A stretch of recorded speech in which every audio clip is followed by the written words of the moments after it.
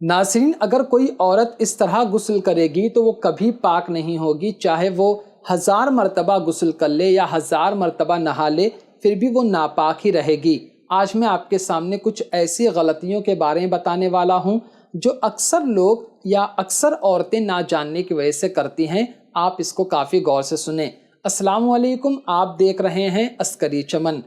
आपने एक हदीस पाक सुनी होगी, तलबुल इल्मी फरीदतुन अला कुल्ली मुस्लिमिन व मुस्लिमा, कि इल्म दीन का सीखना हर मुसलमान मर्दो औरत पर फ़र्ज है। मतलब ये कि औरतों पर इतनी बातें जानना तो ज़रूरी है कि अगर वो नापाक हो जाएं तो पाक कैसे होना है, कोई कपड़ा नापाक हो जाए तो उसको कैसे पाक करना है, इतनी बातें तो ज़रूर मालूम होना चाहिए। अगर इतनी बातें भी मालूम ना हो किसी औरत को और वो नापाक हो जाए या उसका कपड़ा नापाक हो जाए और वो जाकर उसको पाक कर ले, तो वो अपनी समझ से पाक कर रही है, लेकिन हकीकत में वो नापाक ही रहती है, वो पाकी हासिल नहीं कर पाती और इससे उसकी इबादत पे फ़र्क पड़ता है।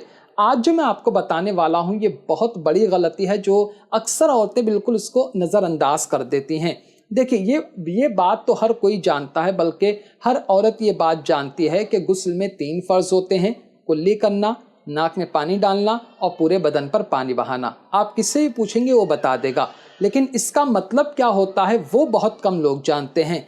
आज जो गलती के बारे में मैं आपको बताने वाला हूँ वो गुस्ल का तीसरा फ़र्ज़ यानी पूरे बदन पर पानी बहाना है। पहले मैं थोड़ा सा तफसील कर दूँ।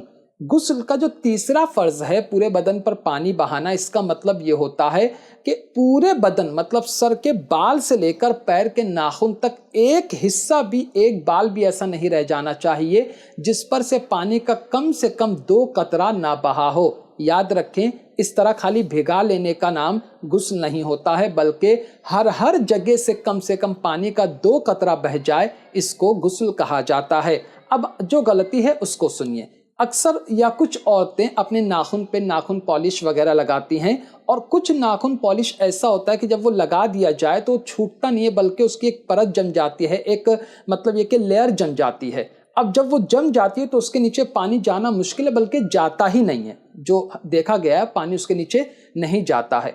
अब अगर किसी औरत ने नेल पॉलिश लगा ली, फिर वो नापाक हो गई, उसने शौहर से कुर्बत करी, मुबाशरत करी या उसको पीरियड आ गया, अब वो पाक होने जा रही है, तो गुस्ल का जो तीसरा फ़र्ज़ है कि बदन के हर हिस्से तक पानी पहुंचाना, तो जो उसने नील पॉलिश लगाई है वहाँ तो पानी पहुँचेगा ही नहीं, और जब नाखून के नीचे पानी पहुँचेगा ही नहीं तो वो जो गुस्ल का तीसरा फ़र्ज़ है वो अदा नहीं होगा, और जब वो अदा नहीं होगा तो औरत पाक नहीं होगी। तो इसलिए ऐसी चीज़ें लगाना ही नहीं चाहिए, और अगर कोई लगा रहा है तो गुस्ल करने से पहले उन चीज़ों को छुड़ा लें ताकि सही तरीके से पाकी हासिल हो सके। ये वो गलतियाँ हैं, ये वो बारीक बातें हैं जो अक्सर औरतें ना जानने की वजह से गलत फहमी का शिकार रहती हैं।